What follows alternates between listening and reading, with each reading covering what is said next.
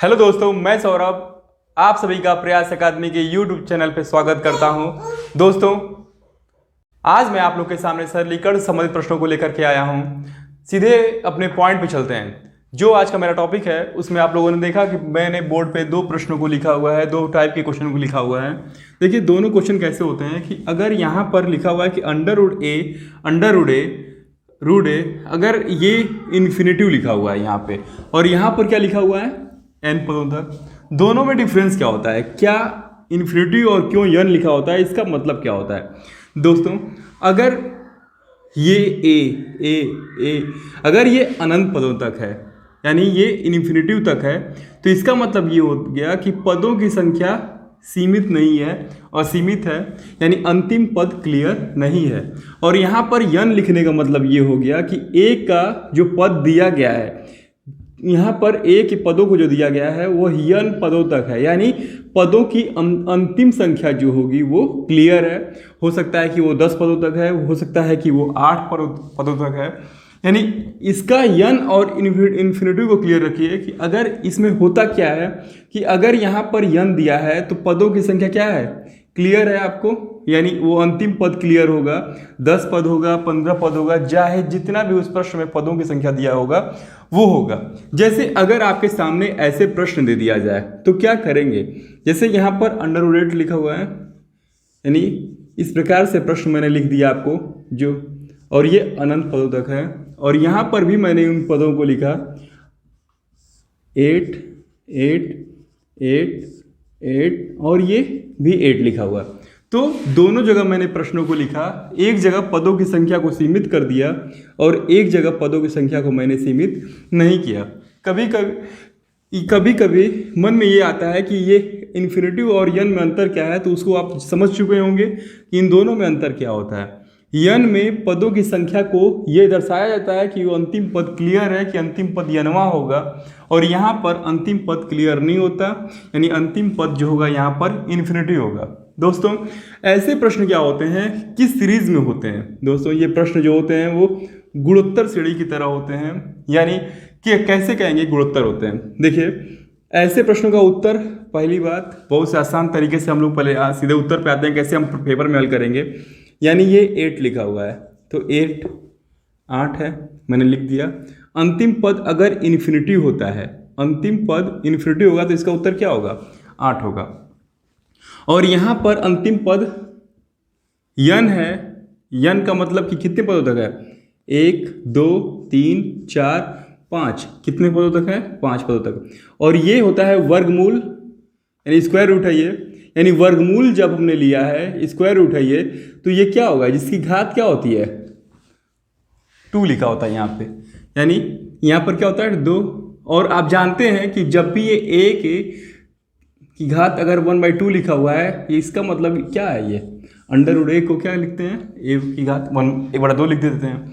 ठीक है, देखिए आगे क्या होता है, जब यहाँ पर ये 1/2 है, यानी हर में 2 लिखा हुआ है, तो 2 दूना 4 दूना 8 दूना 16 दूना 32, कुल कितना हो जाएगा? ये 32।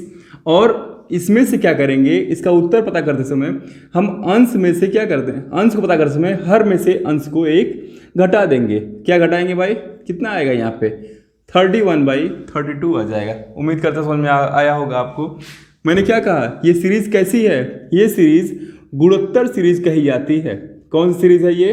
गुणोत्तर श्रेणी की तरह होता है। उम्मीद करते समझ में आ रहा है आपको। इसका उत्तर आप तुरंत पेपर में, अगर आपके सामने प्रश्न कैसे बनेगा दिया होगा, 8 8 8 ऐसे स्क्वायर रूट में लिखा होगा, और अंत में क्या लिखा होगा? कितने पदों तक? अनंत पदों तक इन्फिनिटी लिखा होगा। और यहाँ पर क्या होगा? पदों की संख्या सीमित होगी, 1 2 3 4 5, कितनी बार 8 लिखा गया वहाँ पे? 5 बार 8 लिखा हुआ है। इस प्रकार से ये भी सीमित होगा। हम दोनों प्रश्नों को साथ लेकर के चल रहे हैं, और ऐसे प्रश्नों में इसका उत्तर क्या होगा? इसका उत्तर अगर वो अनंत पदों तक रहेगा तो 8 कहेंगे, और इसका उत्तर अगर 5 पदों तक है तो क्या करेंगे? 2 दूना 4 दूनी 8 दूनी 16 दूना 32। इसे कितनी बार गुणा करना है? कितनी बार अंडर रूट लिखा हुआ है? 1 2 3 4 5 बार। तो 5 बार 2 का गुणा करिए, 2 दूना 4 दूना 8 दूनी 16 दूनी 32 मैंने लिख दिया। और अंश जो होगा वो हर से क्या होगा? 1 कम होगा। ठीक है। देखिए गुणोत्तर श्रेणी में एक फार्मूला ये होता है, क्या करते हैं उसके लिए, गुणोत्तर श्रेणी के लिए फार्मूले भी होते हैं, फार्मूले पर हम लोग इसको हल करते हैं। कैसे हम पता करते हैं, जैसे ये a दिखा हुआ है तो a की वैल्यू क्या होगी, a की वैल्यू क्या होगी 2 to the power n, 2 to the power n minus 1 upon 2 to the power n। ठीक है, देखिए क्या फार्मूला मैंने लिखा, a की घात 2 की घाते n माइनस 1 बटा 2 की घाते n। उम्मीद करते हैं समझ में आ रहा है आपको। अगर आपको फार्मूला नहीं याद करना है तो बिल्कुल हम फार्मूले पर जोर नहीं दे रहे हैं, हम आपको इस प्रश्न को सॉल्व करने पर जोर दे रहे हैं। क्या करना है आपको, अगर ये a अनंत पदों तक रहेगा तो क्या करेंगे, जो भी संख्या होगी यहाँ पे वही उसकी वैल्यू होगी, उस प्रश्न का उत्तर होगा। और इसमें अगर पदों की संख्या सीमित है तो अंश जो होगा वो हर से एक कम हो जाएगा। उम्मीद करते हैं समझ में आ गया होगा आपको ये दोनों प्रश्न जो मैंने आपके सामने लिखा हुआ है, यानी जब ये गुणनफल के रूप में दिया हो तब। देखिए दोस्तों, दो प्रश्न और बनते हैं इसमें। दो प्रश्न कौन से बनते हैं, सीधे हम उन प्रश्नों पे आते हैं। देखिए दो प्रश्न जो बनते हैं वो प्लस और माइनस से संबंधित होते हैं। वो प्लस और माइनस संबंधित कौन से होते हैं, देखिए यहाँ पर हम अगर इस प्रकार से लिए हुए हैं, ये a प्लस a इस प्रकार से लिखा गया है। ठीक है, समझ में आ रहा होगा आपको कि मैंने यहाँ पर क्या लिखा, प्लस वाले प्रश्न को। और आगे हो सकता है कि ऐसे ही वो माइनस वाला प्रश्न दिया हो, जैसे क्या, सामने मैंने आपके प्रश्न को लिखा हुआ है बोर्ड पे, यानी ये आपने देखा, और ये कहाँ कितने पदों तक है, ये अनंत पदों तक दिया गया है। इन प्रश्नों को कैसे हम हल करते हैं उसे देखेंगे हम। सीधे हम एक प्रश्न को लेकर लेते हैं आपके सामने। होता कैसे है पहले इसे हम जान लेते हैं, फिर उसके बाद हम प्रश्न को लगाएंगे, कैसे इसे हल करेंगे। देखिए हमने क्या किया, इस प्लस वाले को लिया और इसके जगह पे मैंने क्या मान लिया, इसके जगह पे मैंने यक्स ले लिया। क्या लिया मैंने, यक्स मान लिया, यानी इस पूरे वैल्यू को मैंने यक्स मान लिया। ठीक, देखिए कैसे आगे चलते हैं इसमें। फिर क्या हुआ, देखिए यहाँ पर दोनों का मैंने दोनों पक्षों का वर्ग कर दिया। दोनों पक्षों का जब वर्ग करेंगे आप तो क्या आएगा, देखिए ये जो कर्ड़ी बाहर वाली है वो कर्ड़ी हट जाएगी और ये क्या आएगा, a plus under root a plus dot dot infinitive is equal to x square हो जाएगा। ठीक है, देखिए इसके जगह पे क्या होता है, फिर से हम क्या मान लेंगे, यक्स। क्यों यक्स मानते हैं, देखिए ये क्या है, अंतिम पद क्या है, यन है, नहीं, अंतिम पद क्या है, इन्फिनिटिव है।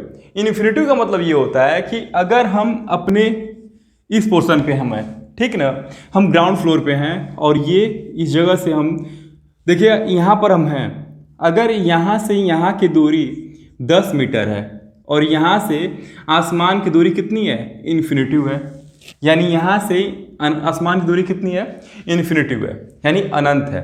ठीक है, तो अगर हम अपने छत पर चले जाएंगे, छत पर से अगर हम देखते हैं 10 मीटर चढ़ के, तो क्या होगा, 10 मीटर ऊपर जाएंगे तो वहाँ से भी आसमान की दूरी क्या होगी, वो भी इन्फिनिटिव होती है।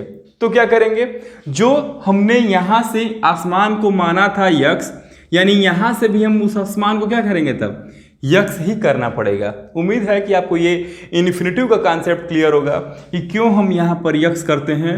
यार ठीक है, देखिए क्या क्यों किया मैंने आपसे बताया कि जो दूरी यहाँ से आसमान की अगर इन्फिनिटिव होगी तो यहाँ से भी आसमान की दूरी क्या होगी, वो इन्फिनिटिव होगी। वहाँ से भी दूरी को हम सीमित नहीं कर सकते, वो भी क्या होगी, अनंत होगी।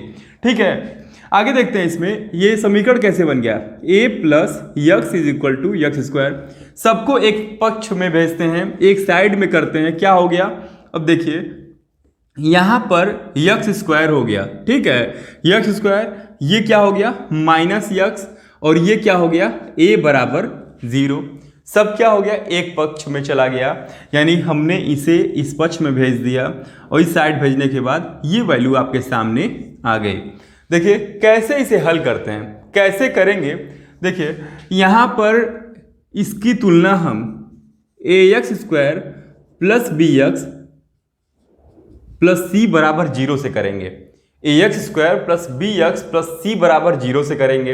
इससे क्या समझ में आएगा, इस समीकरण की तुलना इससे करनी है। यहाँ पर a की वैल्यू क्या हो गई, 1, ठीक है, जिसके सामने अगर ये गुणांक नहीं दिया हुआ है x² का तो क्या हो गया, 1 हो गया। यहाँ पर और इसमें x का गुणांक कितना आएगा, ये और ये तुलना करने पर प्लस b है, और यहाँ पर b की वैल्यू जो हो गई, हम देखे लिख रहे हैं यहाँ पे a की वैल्यू कितनी आ गई, 1 आ गया, ठीक है। आगे b की वैल्यू कितनी आ गई, b का वैल्यू यहाँ पर -1 होगा, और c का वैल्यू कितना हो गया, -a हो गया। a की वैल्यू 1, b की वैल्यू -1 और c की वैल्यू कितनी हो गई, -a है। क्या होगा, देखिए आगे इसमें इसको हम आगे लगा देंगे, कोई दिक्कत नहीं है, फिर से सॉल्व कर लेंगे उसे माइनस लगा करके भी। अब क्या करेंगे हम, इसका मैंने मान निकाल दिया 1, इसका b की वैल्यू आ गई -1 और c की वैल्यू हो गई -a। हम जानते हैं सिद्धाचार्य का नियम क्या होता है, उसमें कैसे हम उसे हल करते हैं। उसमें x की वैल्यू कितनी आती है, वहाँ पर x की value -b plus minus √b² -4ac/2a होता है, ये होता है। अब यहाँ पर क्या करना है आपको, ये x की वैल्यू पता करना, इसमें क्या करेंगे, ये -b है ना, b की वैल्यू कितनी है, यहाँ पे -1 लिखा गया है, तो जब b की वैल्यू -1 करेंगे तो माइनस इंटू माइनस क्या हो जाएगा, ये +1 हो जाएगा।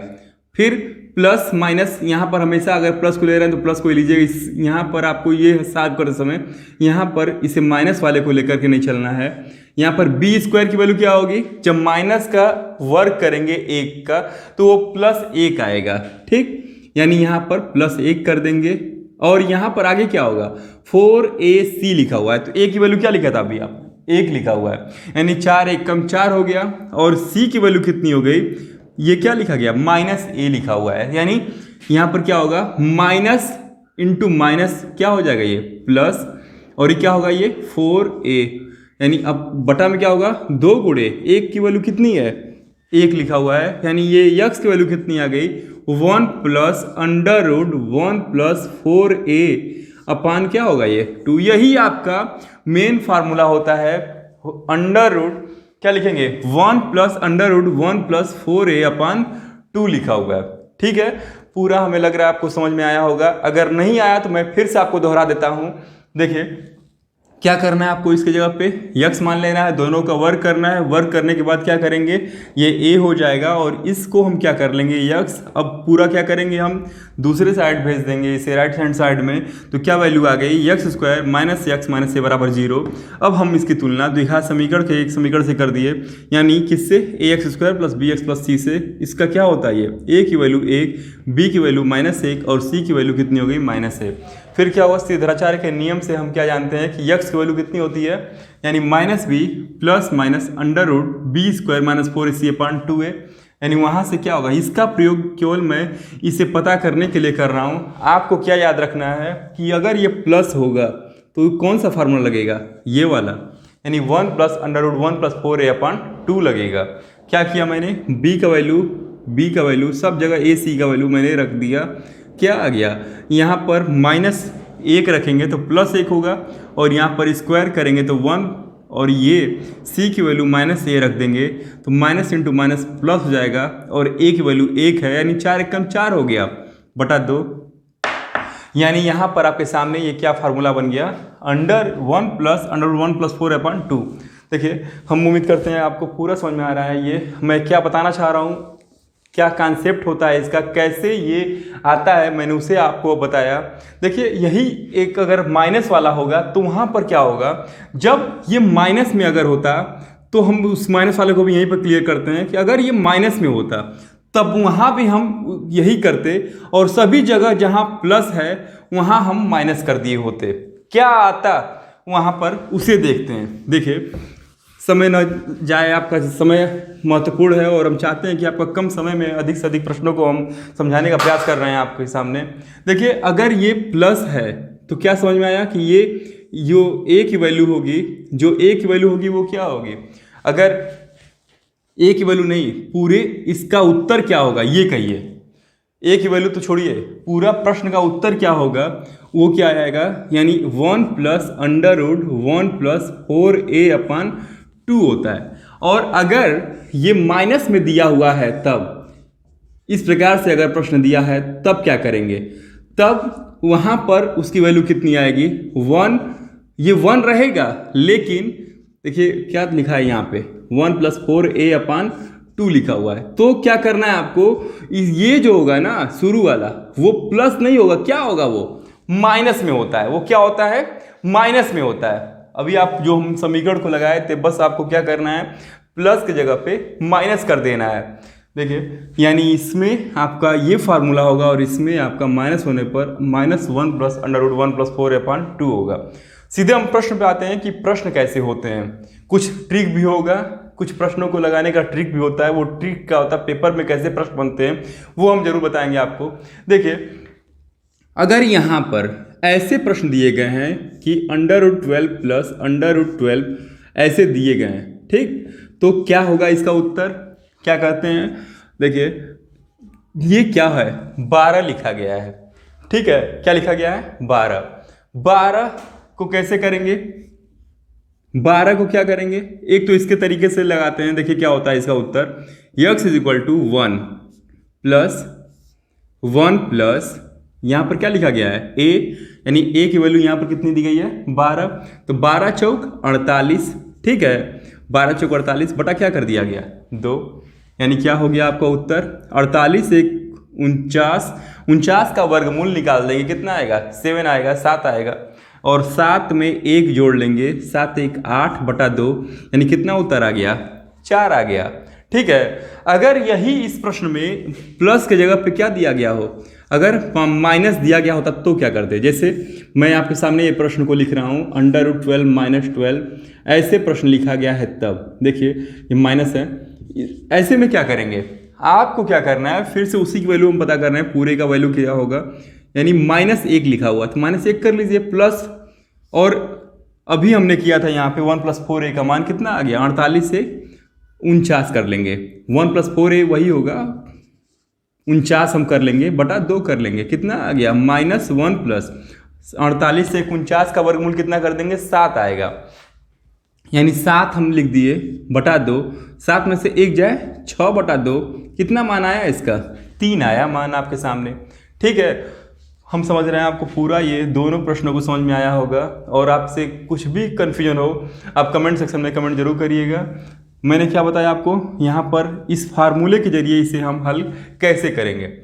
आपने क्या देखा, मैंने इसे इस फार्मूले के जरिए हल किया और इसका मान 4 और यहाँ पर माइनस होने पर मान 3 आ गया। देखिए ऐसे प्रश्न में अगर हम क्या ट्रिक लगाएंगे, ट्रिक से कैसे हल होता है उसे देखिए आप।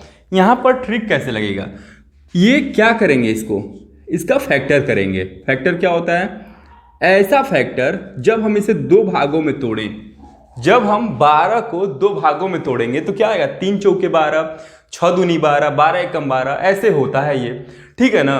तो कैसे क्या करेंगे, इसका फैक्टर किया तो क्या आ गया 3 चौके 12, 2 छके 12, 12 एकम 12, ऐसे ये टूट रहा है। इसके अलावा शायद हमें लग रहा है कुछ भी और नहीं होगा फैक्टर जो टूट सके ये, यानी पूर्ण संख्याओं में ऐसा नहीं होगा। 3 चौके 12, 2 छके 12, 12 एकम 12, कौन सा लेंगे हम और कैसे हल करेंगे वो देखिए आप। अगर हमने इसका फैक्टर किया दोनों का और इसके बीच में अगर 1 आ गया, देखिए इसके बीच में क्या आ गया 1 का अंतर हो गया, किसके बीच में, उन फैक्टरों के बीच में 1 का अंतर आ गया, तो क्या होगा वो, उसके बीच में 1 का अंतर आ गया तो क्या आएगा।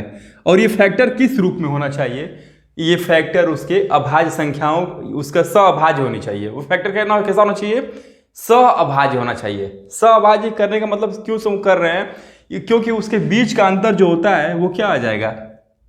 देखिए यहां पर हम इसे 12 को फैक्टरों के रूप में तोड़ दिए, यानी 3 4 2 6 12 1। अगर इसके बीच का अंतर 1 आ गया तो प्लस होने पर उत्तर क्या होगा 4 होगा। अगर a जो है उसके गुणनखंडों में बीच का अंतर, अगर a के फैक्टर में उसके बीच का अंतर 1 आ गया तो उत्तर क्या होगा, प्लस होने पर बड़ी वाली संख्या होगी और माइनस होने पर छोटी वाली संख्या उसका उत्तर होगा। देखिए ये तो रूल होता है, लेकिन मेरा एक पहचानने का तरीका इसका ये होता है कि कैसे हम इसे पहचानेंगे। कैसे फैक्टर करेंगे। जैसे मैंने आपके सामने 3 4 6 2 12 1 ऐसे लिखा था, तो कैसे हम करें कि गलती ना हो। तो इसके लिए क्या करिएगा कि ये 12 लिखा गया है ना, तो ये किन किन वर्गों के बीच में होता है। देखिए ये 3 और 4 के वर्ग के बीच में होता है। क्या होता है? 3 और 4 के वर्ग के बीच में होता है ये संख्या 12। तो अगर इसके बीच में अंतर 3 चौके 12 हो गया और इसके बीच में अंतर जो होगा वो कितने का है? 1 का है। इस प्रकार से समझ में आ गया होगा आपको कि मैं क्या बताना चाह रहा हूं। मैंने क्या बताया आपको, ये संख्या 12 किन दो संख्याओं के वर्गों के बीच में है? 3 और 4 के वर्ग के बीच में है, और गुणनफल इसका 12 हो भी जा रहा है, इसलिए प्लस होने पर इसका मान कितना होगा? 4 होगा, और माइनस होने पर इसका मान क्या होगा? 3 होगा, ना कि 4 होगा। प्लस होने पर मान 4 और माइनस होने पर मान 3 होगा। हम कुछ अन्य प्रश्नों को भी लेते हैं जिससे आपको ये और कॉन्सेप्ट क्लियर हो कि कैसे हम इसे हल करेंगे। जैसे ये प्रश्न क्या लिखा गया है? √6 वाला मैंने लिखा। क्या करेंगे? डॉट डॉट इन्फिनिटिव मैंने किया हुआ है। देखिए यहां पर ये क्या है? प्लस है। ये किन किन वर्गों के बीच में है? ये 2 और 3 के वर्गों के बीच में है। ठीक, किन किन वर्गों के बीच में है? 2 और 3 के वर्ग के बीच में है। अगर यहां पर ध्यान दीजिएगा, ये अगर 2 और 3 के वर्गों के बीच में है और गुणनफल इसका कितना हो रहा है? 2 3 6 हो जा रहा है। कितना गुणा करने पर हो रहा है? 2 3 6 हो रहा है। तो ये प्लस होने पर मान क्या होगा? इसका 3 होगा, और यही यदि यहां पर माइनस होता तो इसका मान क्या होता? 2 होता। उम्मीद करते हैं पूरा प्रश्न आपको समझ में आया होगा। जो भी इसमें प्रश्न बनते हैं, एक प्रश्न और होता है जो फार्मूले की आवश्यकता वहां पर किन प्रश्नों में पड़ती है उसे देखिए आप। देखिए अगर इसके अलावा कुछ अन्य प्रश्न दिया गया है, जैसे √7 प्लस √7 ऐसे प्रश्न अगर दिए गए हैं तो क्या करेंगे? तब आप क्या कहेंगे? सर ये 2 और 3 के वर्ग के बीच में है, 2 और 3 के वर्ग के बीच में है। मैं भी कह रहा हूं बिल्कुल 2 और 3 के वर्ग के बीच में है, लेकिन क्या गुणा करने पर इसका मान 6 हो रहा है? नहीं हो रहा। इसलिए ये रूल यहां पर फॉलो नहीं करेगा। जो बड़ी संख्या होने पर 3 ले रहे थे वो यहां पर कॉन्सेप्ट नहीं फॉलो करेगा। क्यों? क्योंकि गुणा करने पर यहां पर 6 नहीं बल्कि कितना हो रहा है? 7 हो रहा है। इसलिए इसका उत्तर जो होगा वो 3 से अधिक होगा। कि भाई किससे अधिक होगा? 3 से अधिक होगा। कितना होगा मैं नहीं जानता, लेकिन मैं ये बता रहा हूं आपको, इसका उत्तर 3 से अधिक होगा। देखिए कितना हो रहा है। इसके लिए आपको इस फार्मूले की सहायता लेनी पड़ेगी। x = 1 प्लस क्या होगा? यहां पे 7 रखिए, 7 चौक 28 और 1 कितना हो गया? 29 हो गया, यानी यहां बटा 2 कर देंगे। इसका उत्तर कितना आएगा? यही जो मैंने लिखा है यहां पर 1 प्लस √29/2, यानी यहां पर 7 रख देंगे और जोड़ेंगे कितना आएगा? 29। ठीक है। देखिए यहां पर कोई भी प्रश्न अगर आपके सामने ऐसे है, जैसे यहां पर मैंने 9 ले लिया 9 लिया है, तो क्या होगा इसका उत्तर? देखिए ऐसे में यहां पर ये x क्या है? पूरे की वैल्यू है x और कुछ नहीं मैंने लिखा है x। यहां पर क्या करेंगे? -1 प्लस, ये माइनस नहीं रहेगा, ध्यान रखिएगा फार्मूले में माइनस मत करिएगा कि माइनस है तो माइनस यहां भी कर लेंगे, नहीं, माइनस केवल यहां पर रहेगा। 1 प्लस क्या करेंगे? 4 9 36, यानी क्या उत्तर आएगा आपके सामने? मैं लिख दे रहा हूं 1 प्लस √37/2। क्या गलती नहीं ना है? देख लीजिए, मिला लीजिए तो एक बार से फिर से।